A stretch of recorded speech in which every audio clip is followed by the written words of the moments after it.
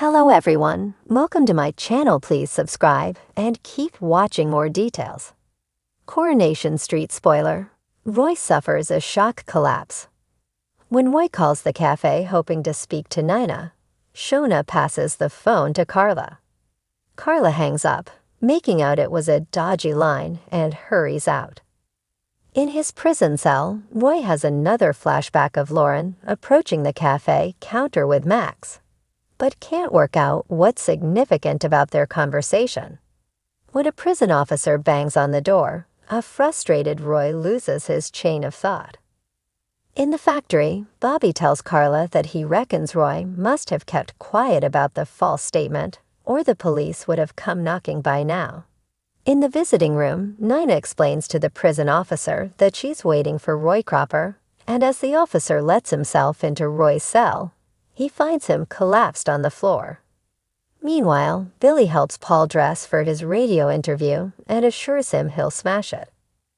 A cab arrives to take Paul and Bernie to the interview, and it's obvious the car isn't big enough for Paul's wheelchair. Paul is left furious as the driver is rude and dismissive.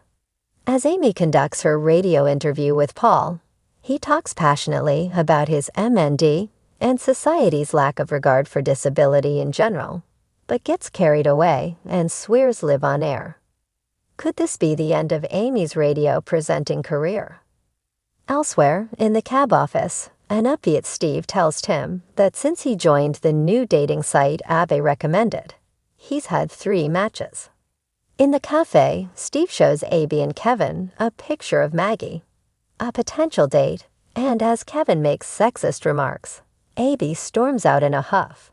A delighted Steve tells Tim that Maggie has agreed to meet him for lunch in the bistro. Is Steve's luck finally changing? Also today, Levy tells Nick that thanks to Rowan, she's had a great idea for the bistro, and they should do pop-up stalls to broaden their market. At the mention of Rowan, Nick bristles.